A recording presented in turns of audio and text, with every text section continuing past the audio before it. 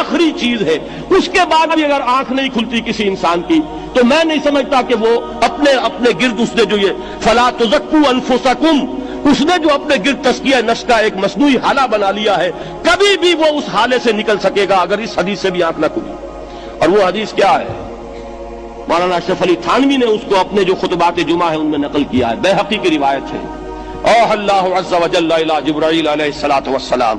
ان اقلب مدینۃ کذا وکذا باہلھا، اللہ نے حکم دیا حضرت جبرائیل کو فلاں فلاں بستیوں کو الٹ دو اس کے رہنے والوں سمیت۔ قال فقال،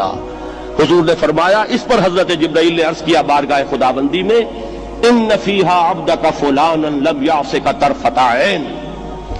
پروردگار اس بستی کو الٹ دوں، اس میں تو تیرا فلاں بندہ بھی ہے جس نے کبھی پلک جھپکنے جتنی دیر بھی معصیت میں بسر نہیں کی۔ اب آپ اندازہ کیجئے، یہ جو ہے نا اپنے آپ کو رگڑنا اور مانجنا اور پوری زندگی رگڑنے میں اور مانجنے میں لگا دینا، ہم بعض بزرگوں کے تذکرے میں سنتے ہیں اتنے اللہ والے تھے کہ ان کا گھوڑا بھی کوئی مشکوک دانہ نہیں کھاتا تھا، اور وہ خود جو ہے وہ انگریز کی عدالت میں بیٹھے ہوئے اور انگریز کی نوکری کر رہے تھے۔ یہ ہے وہ مائکروسکوپک اور مائکروسکوپک کا عدم توازن، طاغوت کی چاکری کر رہے ہیں، انگریز کی ملازمت کر رہے ہیں، انگریز کے قانون کی تنفیذ کے اندر اعلی کار بن رہے ہیں، لیکن ذاتی تقویٰ اور ذاتی نیکی اور ذاتی للہیت جو ہے اس کا معیار یہ ہے کہ ان کا گھوڑا بھی مشکوک چارہ اور مشکوک کھانا نہیں کھا سکتا۔ یہ ہے وہ عدم توازن، اس کو نوٹ کیجئے گا، جس کو کہ اس حدیث میں محمد رسول اللہ صلی اللہ علیہ وسلم نے واضح کر دیا کہ حضرت جبرائیل عرض کرتے ہیں کہ اللہ فلاں بستی کو الٹ دوں، اس میں تو تیرا فلاں بندہ بھی ہے جس نے پلک جھپکنے جتنی دیر بھی معصیت میں بسر نہیں کی۔ ذاتی نیکی کا اب اس سے اونچا کوئی مقام کوئی شخص مجھے اگر بتا سکے تو میں اس کا مرید ہو جاؤں گا۔ اس سے اونچا کوئی مقام ہوگا کہ آنکھ جھپکنے جتنی دیر بھی کسی نے معصیت میں بسر نہیں کی، ذاتی نیکی کی معراج۔ لیکن حکم کیا ہوا بارگاہ خداوندی سے؟ قال فقال، حضور نے فرمایا، اللہ تعالیٰ نے حکم دیا جبرائیل کو، اقلب علیہ وعلیہ، الٹو اس بستی کو، پہلے اس بدبخت پر پھر دوسروں پر۔ کیوں؟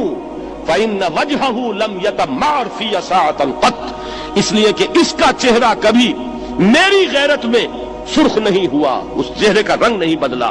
بے غیرت انسان، بدیاں پھیلتی رہیں، میرے دین کو روندا جاتا رہا، میری شریعت کی دھجیاں بگڑتی رہیں، عوامر کا مذاق اڑایا جاتا رہا، نواہی کے لیے دنیا کے اندر جن چیزوں سے میں نے روکا اس کے لیے فلسفے تراشے گئے، اور یہ لگا رہا مست رکھو ذکر و فکر صبح گاہی میں اسے، یہ سوائے ذاتی اپنے اس اصلاح کے اور ذاتی تقویٰ کے اور ذاتی نیکی کے اور ذاتی عبادت گزاری کے یہ میدان میں نہیں آیا، اس کا خون نہیں کھولا کبھی، اس کے چہرے کا رنگ متغیر نہیں ہوا، لہذا یہ دوہرا مجرم ہے۔ یہ ہے وہ تصور جو یہاں پر نوٹ کیجئے۔ ہاں اس کے یہ معنی بھی نہیں ہے کہ نماز بھی نہیں پڑھ رہے، روزہ بھی نہیں رکھ رہے، اقامت دین کے کارکن ہیں،